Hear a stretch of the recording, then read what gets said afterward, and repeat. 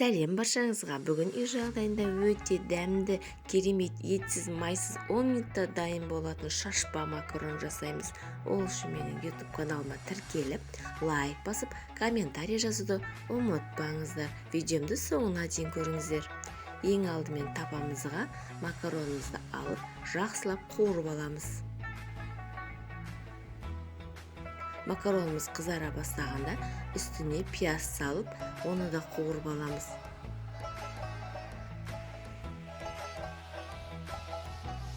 Қасықтың көмегімен барлығын жақсылап, қызарғанға дейін қуырып аламыз. Пияздан соң картошкамызды салып, оны да жақсылап қуырып аламыз.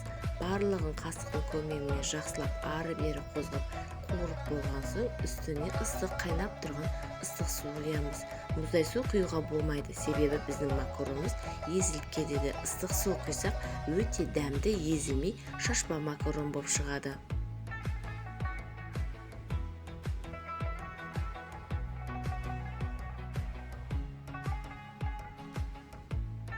Суымызды көп құймаймыз, аз құймаймыз.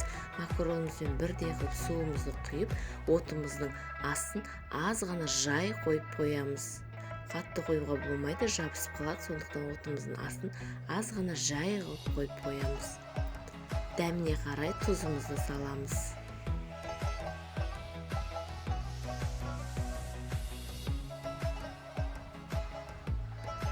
Біздің макаронымыз, яғни су тартылып өте әдемі болып пісіп жатыр. Оны мен аз ғана жайлап қозғаймын. Картошкасын көремін, яғни картошкасы тез піседі бұл макаронмен. Біздің макаронымыз дайын болды десек те болады.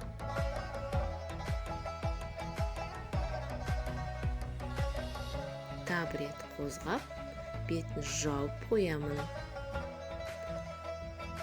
Біздің макаронымыз пісті, өте әдемі шашпа макарон болды. Үстіне салатымызды қосып жесек өте керемет, яғни диеталық тамақ десек те болады.